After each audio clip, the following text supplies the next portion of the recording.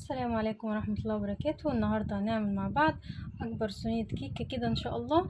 المقادير دي تعمل صينيتين، بس أنا هعملها صينية كبيرة بإذن الله. فأنتي لو حابة تعملي نص المقادير هتديكي صينية صغيرة.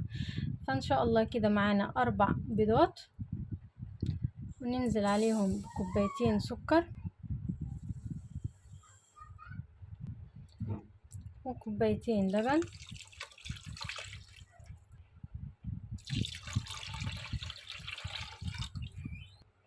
ونضربهم مع بعض. وبعدين هننزل عليهم بالدقيق. هنا عندنا كوبايتين دقيق، وبعدين هنحط البيكنج باودر والفانيليا. بما ان احنا هنعمل مقدار صينيتين فهنحط 2 بيكنج باودر و2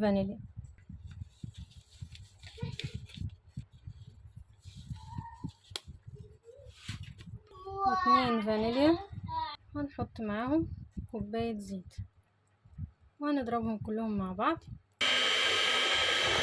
ودي العجينة بتاعتنا، هي احتاجت حبة دقيق فحطيت لها حوالي نص كوباية كمان على الخليط بحيث ان هو يبقى متجانس مع بعض. كده عندنا الخليط هنقسمه نصين عشان هنعمل نصه بالكاكاو ونصه كده ابيض، وهنحط كده في الصينية زي ما انتوا هتشوفوا مع بعض. ادي زي ما بعض، ادي الخليط هنقسمه نصين، نحط عليه نص كاكاو ونص التاني نسيبه سادة. عندنا جزء وحطينا عليه معلقتين الكاكاو وهنقلبهم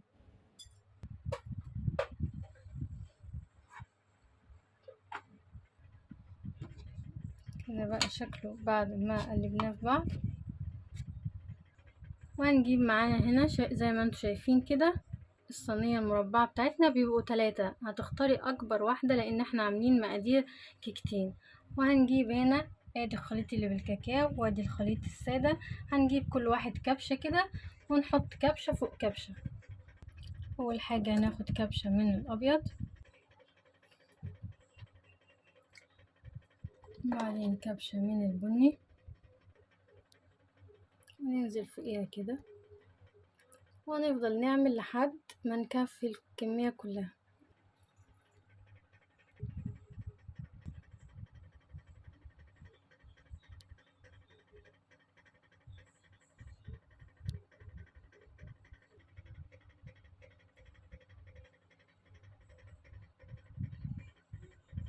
زي ما انتوا شايفين كده انا خلصت الكمية كلها. حطينا كبشة بيضة كبشة بني، نفضل لحد ما الكمية بتاعتنا كلها تخلص. لو عايزة تعمليها بشكل كده بالشوكة ممكن تعمليها، لو عايزة تسيبيها كده تطلعلك زي الزجزاج كده حتة بيضة وحتة بني جوه الكيكة، سيبيها براحتك على حسب ما تحبي. انا هنا هعملها شكل خفيف يا دوب كده.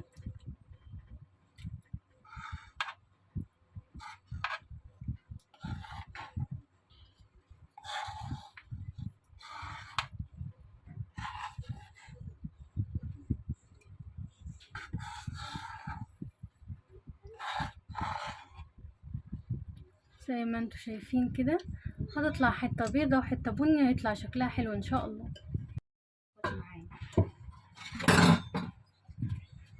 زي ما انتوا شايفين كده بعد ما عملناها بالشوكة كده رايح جاي زي علامة زائد كده، هندخلها الفرن. تكوني مولعة الفرن وانتي بأثناء ما بتحطيها في الصينية بحيث ان الفرن يكون سخن، وهندخلها الفرن مع بعض.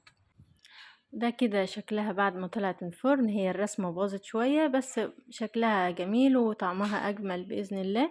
هتعجبك ودوقيها وجربيها، هتلاقيها طرية كده وجميلة ولذيذة. هتقطعيها وتحطيها في علبة كده محكمة الغلق، علبة بلاستيك كده، وتاخديها معاكي طالعة رحلة طالعة فسحة طالعة مصيف. هتنفعك وهتاكلوا كل العيلة كده بمقادير قليلة، وأكلة جميلة كده وكيكة بيتي. ويلا كده اديني اشتراك ولايك وخدي فكرة واطبخي بكرة.